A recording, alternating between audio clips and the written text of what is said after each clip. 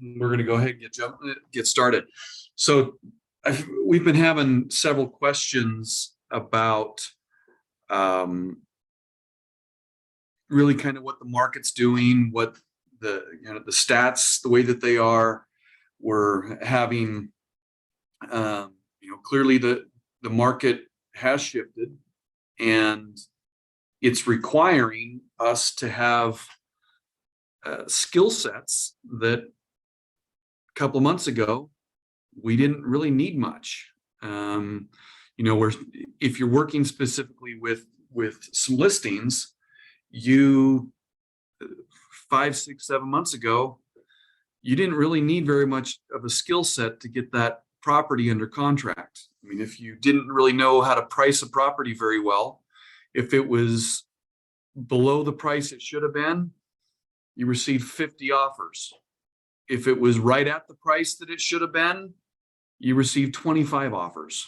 And if it was overpriced, you either received 3 or 4 offers, or you had to wait 3 or 4 days until the price set itself because the market finally caught up to what it needed to be priced at. So it didn't require a whole lot of skill set then. Well, right now,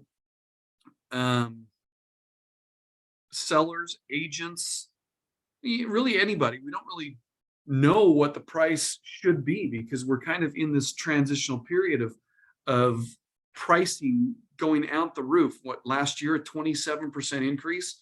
That is ridiculous on how high those prices were increasing. And so pricing can become a little bit more challenging. But in addition to that, we're now seeing inventory go back up to more kind of regular numbers. And I mean, I've had agents come up and talk to me more so a couple of months ago. Their house was on the market for 2 days, and they're like, "Rob, what's wrong? My house it hasn't received any showings yet, and we haven't gotten any offers, and it's only been 2 days." And 5, 6 months ago, that probably was the way it was. But we've got a lot of agents that have not been around this type of market where we need to be more educated when we're talking with our customers. So one of the things that I want to share with you is information that you have at your doorstep, and making sure that when you're talking with your clients, that you're using some of this information, because this is what's going to help you communicate with your client. So the client isn't just thinking, "Oh, Rob's making something up. He keeps talking about the market again, the market again, the market again." Well, yeah, it is the market, but we need to give more information so they can see that it's not just Rob or Jason coming up with the story of what's going on. We can actually back it up with some numbers. So I'm going to share my screen here. I'm going to show you what I'm pulling up. Okay. All right. Just so you can see what I'm doing. So on the MLS, everyone is able to see this. Is this correct? Jason, tell me if that's correct. I can't see on the screen. So yeah, I can see the MLS you've got pulled up. Okay, thanks. Okay, so under statistics, just right at the beginning, under market analysis, if you click on this, it's going to pull up a bunch of information right out of the gate. And now once we have this information, it's like, okay, what do we do with it? So everyone's able to see this, number of listings entered. Okay. This first slide may or may not be that helpful, but I mean, we're going to scroll down here, and there are several slides that are talking about the current market right now. This link right here will provide you with so much information for you to deal with your sellers specifically. This will be extremely helpful. So let's go through these and make sure you understand what these graphs talk about. So this first one, number of listings entered. Number of listings entered represents residential properties that are entered into the MLS within a given time frame. So this is basically just telling during each month how many listings were entered on the MLS. Okay, and they've got the last 5 years from 2008 to 2022. Well, as you can see, we're lower than what we were the last 2 years. Sorry, the last 3-4 years, but we're still not too far off. Here you can see 5 years ago in 2018. Jason, are you able to see that green number that when I'm pulling up? Is it hard to see? It's a little bit small, but I can see. Yeah, I can see them. It's just small. Let's see if I can make things a little bigger.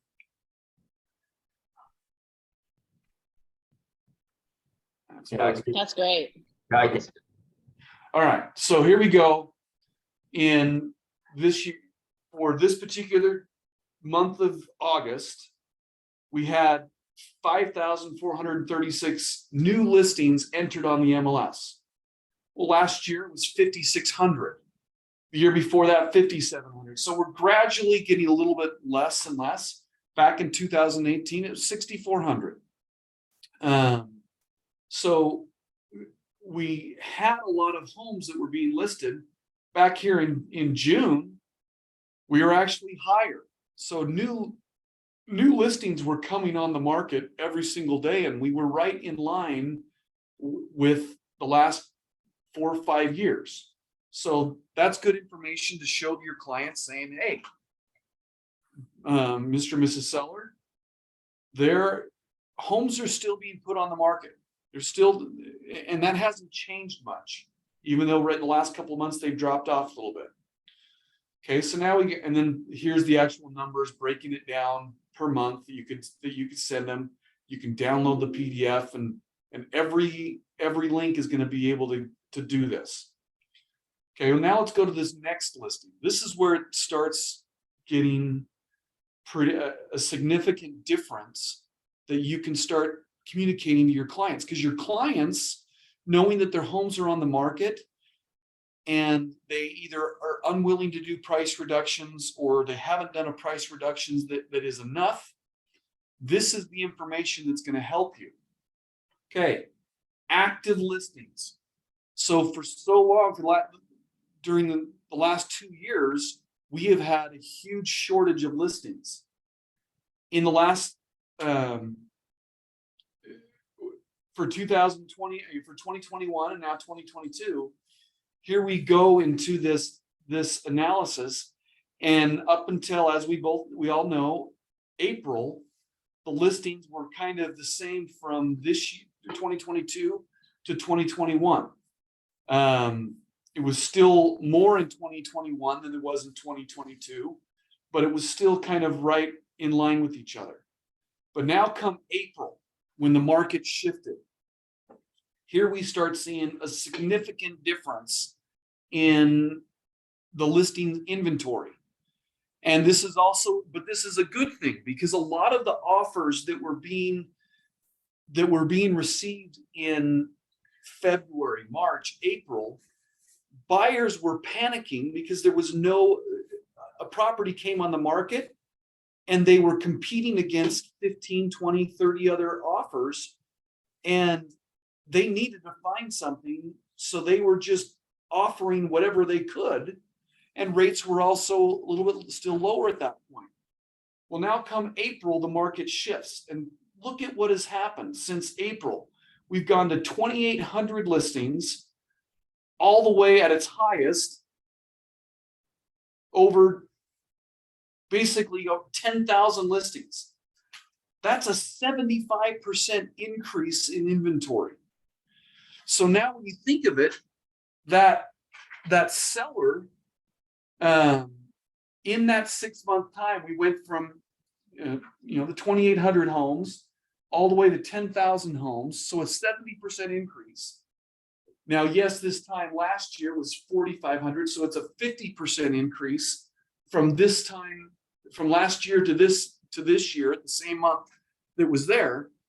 but buyers have more options now. And whereas they were panicked before, because there's more homes available, they can be more selective. So, and then in addition, the pricing that we were seeing at the beginning of the year and the tail end of last year, yes, the market was appreciating at such a faster rate, a lot of it because of limited inventory that created this scarcity kind of mindset. Values were increasing much faster than they should have. And so when you go from 27% to maybe 8 to 10, which is what they still expect home values to appreciate right now, but you got to remember, if home values, people are thinking that their home's worth 20% more than what they should be, or they're at a 20% appreciation. In reality, it should be an 8 to 10.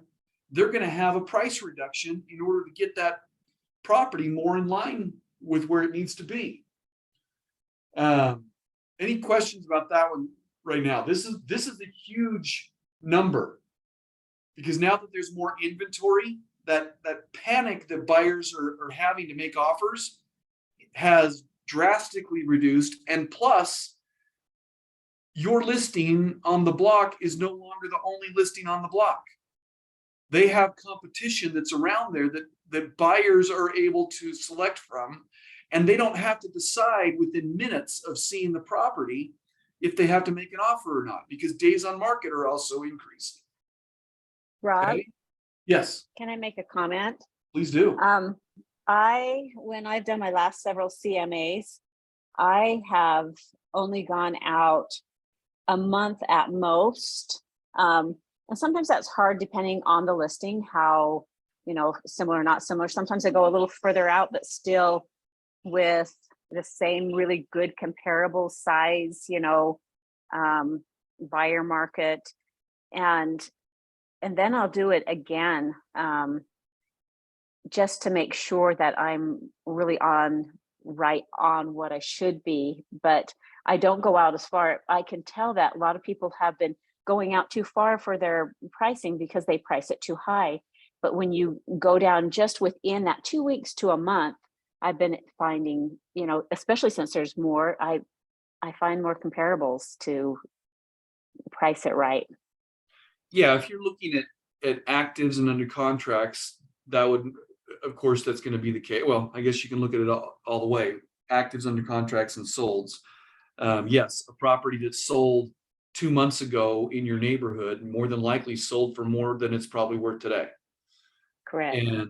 And so you're making sure that we're communicating that with our client. And this is exactly my point, is if you take 2 months ago, okay, 2 months ago, back in July, you've got even a broader gap between the homes last year to this year of where it was. But we still had such a massive increase so quickly. It's just crazy compared to the way it was last year. Last year, when you're at 2,400 homes, and it ended up being at 4,500 homes, it was probably about a 45%, 40% increase in market from the timing of the year versus what we had here. So that's one of the huge things that you're going to want to point out. So next, average number of active residential listings per day. So every single day, here's the average number. Let's back up a little bit here. Of the active numbers that are showing up.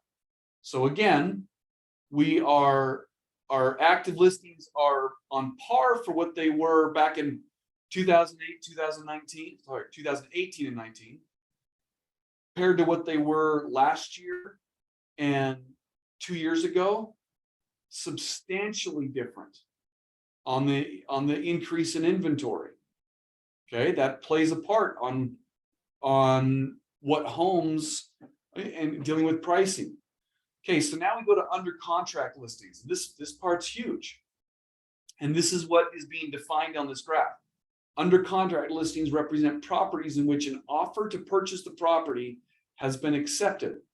This also includes listings that's been accepted, but the property is still being marketed to solicit additional backup offers. So basically anything that's under contract or backup is what is reflecting in these numbers. Now look at this. So starting back in April again, from last year to this year, we had, it was very comparable on the number of homes that were going under contract. So last year, you had, during this time, you had 8,600 homes that went under contract. And even though we had a lower inventory, the homes that were being put on the market with this first graph, we were still having homes every single day being listed, which was a high number, which is great. It was in line. And those homes that were being put on the market were going under contract so quickly. That's why they were happening. But then all of a sudden, now we're not having as many homes that are going under contract. So we have a higher inventory right now, and we have fewer homes that are going under contract in comparison. So whether that be, I don't think the buyer pool is reduced by those that want to buy. It's probably the buyer pool has been reduced by the people that can buy because of increased interest rates, because of pricing that got so high. We no longer have as many buyers that are qualified to purchase. So now we have more homes on the market and fewer buyers that are buying homes by, let's see what that percentage is from last year to this year.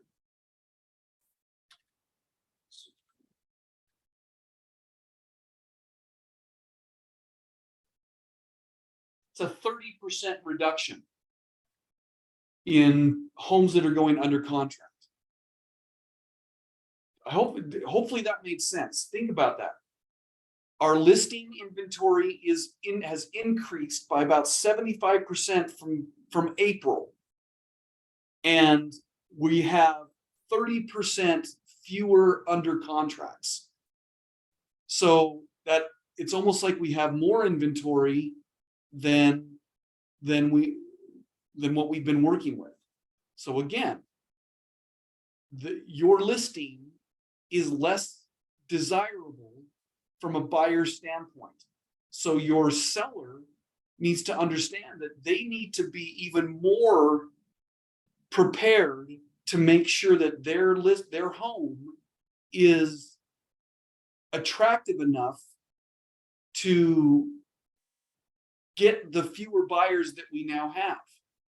Does that make sense? I'll take silence as yes. Okay, next one. Average number of under contract residentials per day per month. Okay, this goes right in line with where we were again. So right now, we're at per day on an average, we've got under contract of 6,300 homes. Whereas last year we had an average of 8,500 homes. 2 years ago, 99, almost 10,000 homes was the average number of going under contract, knowing that we had 50 to 60% fewer homes available to select from. So more buyers, less inventory available. Okay. Now this is just homes that are being taken off of the market. They're still showing active, but they're not available for showings.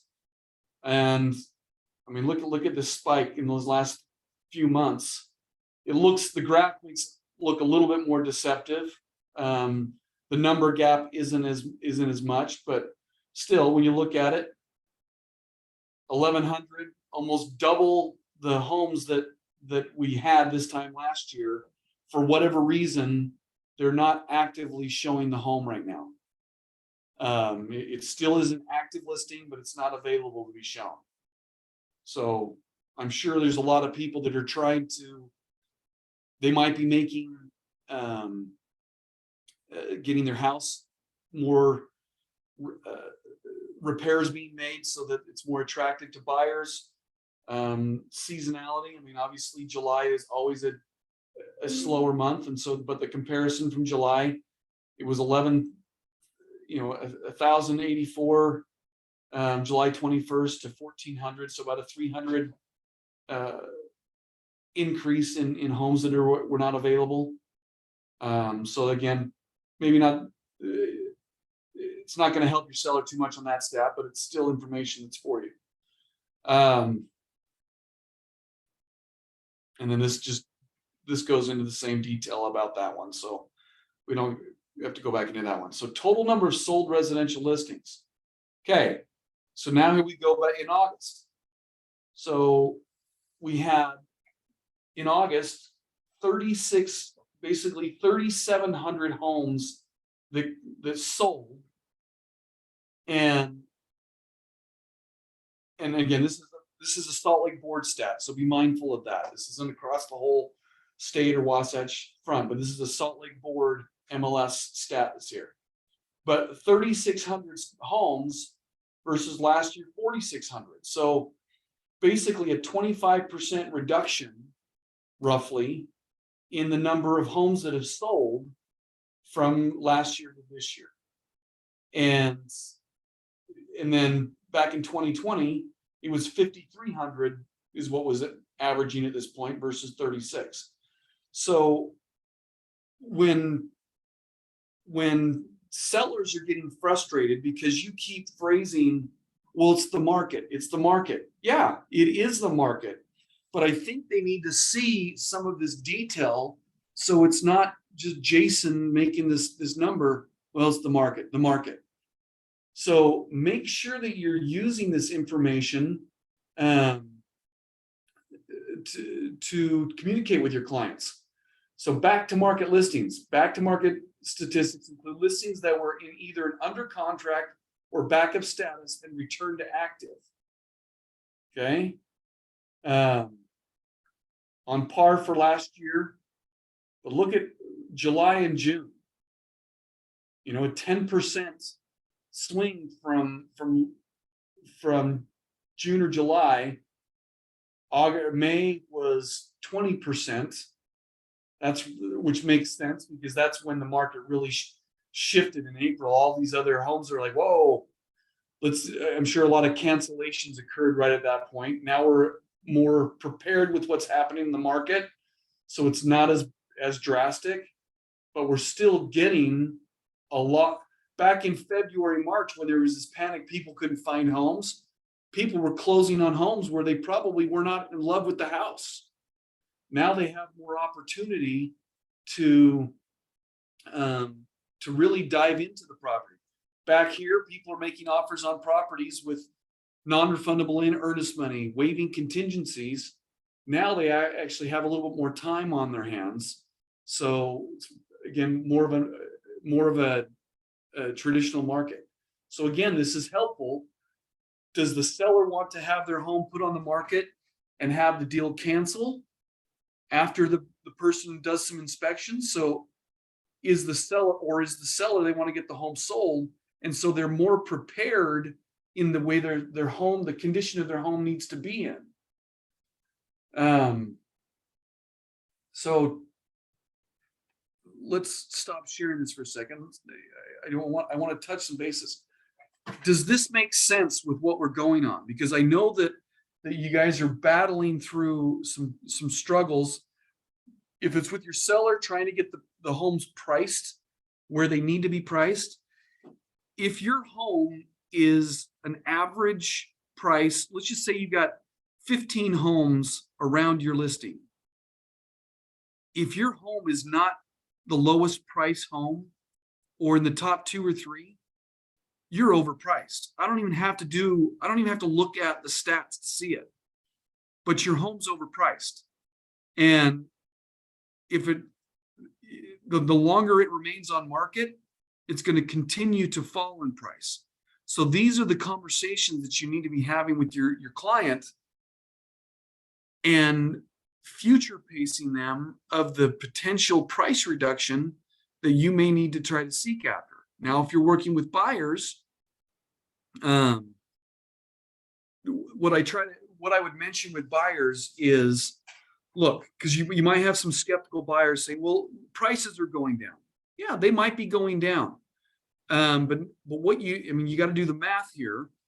But let's say that a property that's a $400,000 home, and from today or 30 days ago and versus 2 months from now, so a 3-month window, the property was listed at 400, and reality, and now 2 months from now, it might be at 380. So a $20,000 reduction in value from 30 days ago versus 2 months from now, that's possible. That certainly is possible to see that. And so from a buyer's perspective, like, well, wait a minute, I'd rather wait 2 months if that property value is going to drop 20 grand.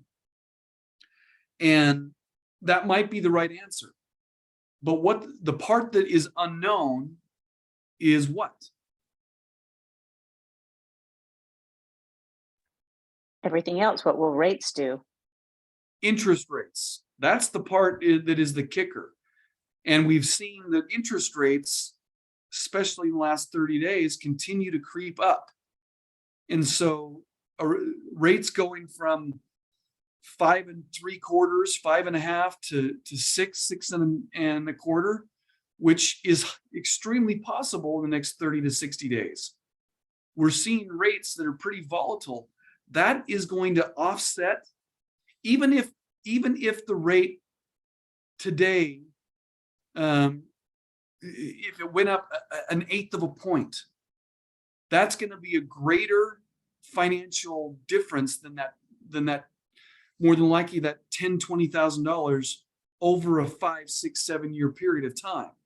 So the buyers need to look more at how long are they anticipating they're going to stay in the property. I mean, we all know that if it's a short-term thing right now, well, that's probably not a good strategy to try to hopefully to be able to sell this property in 2 or 3 years, and renting might be a better option for them. But if they're buying something right now, then they got to be looking at this for a long-term hold. The next 5, 6, 7 years, what do they anticipate they're going to be doing with it? And then if that's their long-term goal, then the likelihood of them making money on this is extremely wide in their favor. And they should be definitely moving forward and trying to get into something.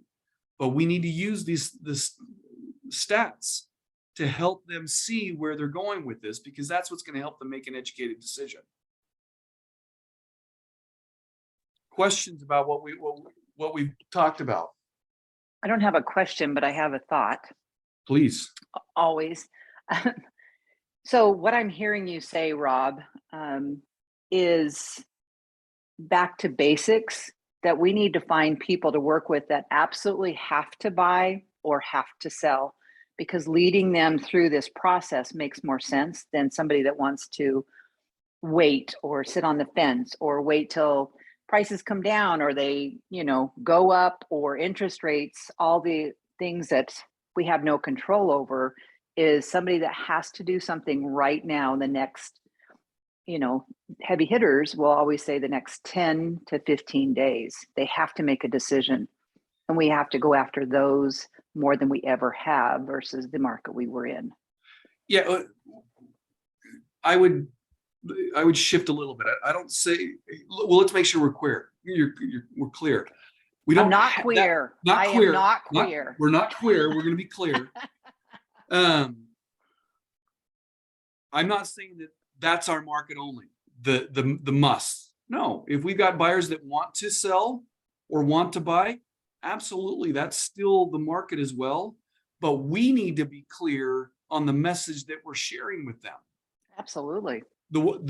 If we're not being clear enough with them, and unfortunately, some of you might be involved in this, where you haven't seen a transitional market before. And in these transitional markets, this is where a skill set comes into play, that you need to be the leader of the transaction. 6 months ago, 7 months ago, I'll be honest, it did not require a skill set to get a listing sold. And I guarantee several of you may be on this call, you took a listing, you got under contract in hours, and you probably thought that you were an amazing agent. You're so good at your job. Look how fast you got this under contract. Well, that didn't determine your skill set. Markets like right now, this is where you really start earning your money, because now you're going to truly have to lead your client so that if they're trying to sell their house, and if the value of their home is decreasing, the faster you sell their house, the more money your client is ultimately going to make, right? And they rely upon us to be honest with them. I'll share one experience with you that occurred during the crash that we had back in 8, 9, 10, and 11. But this was the tail end of 2007. I want to say it was the first month or two in 2008. Well, sellers just came out of a similar market that we've been coming out of, where their property values were increasing, not 27% in a year, but they were making very good money on the value of their home in 2005, 6, and the first part of 7. Well, all of a sudden July hit, and literally like a ton of bricks just fell on top of you. The market and the pricing dropped. Well, we had a listing the tail end of 2007, beginning of 2008. And we came out and we could see the writing on the wall, and we told our seller that, hey, you need to be aggressive on lowering your price. And it took a while.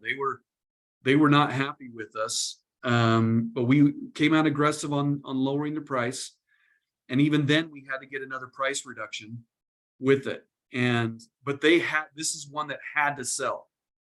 They had to get their home sold. And we were very aggressive with them, trying to get their price, their home lowered in price.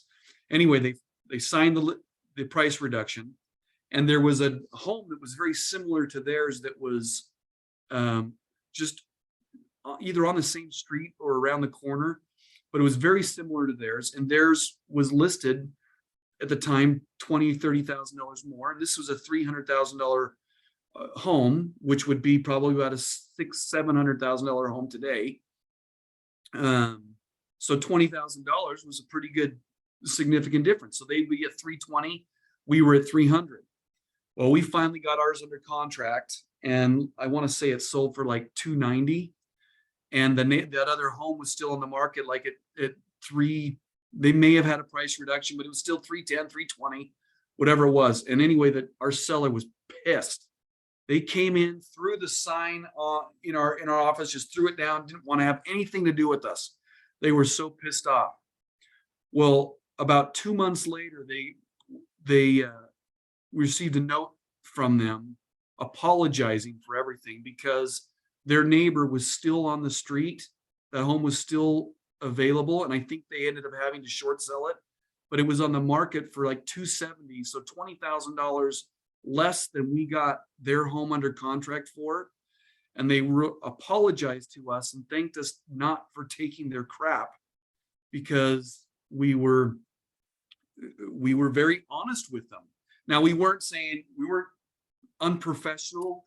We looked at it and saying, look, Jason, our job is to give you the information. We're telling you, if you need to sell your house, I get the fact that you need every dime on your property.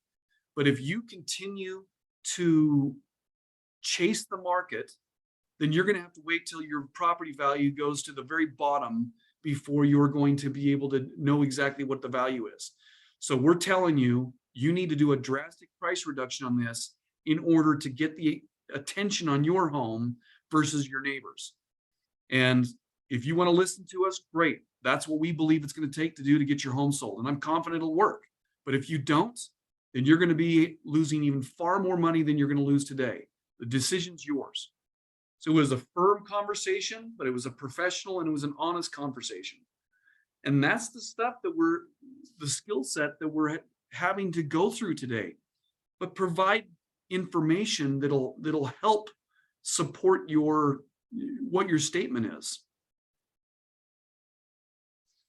Any other comments or thoughts? Lisa, thank you.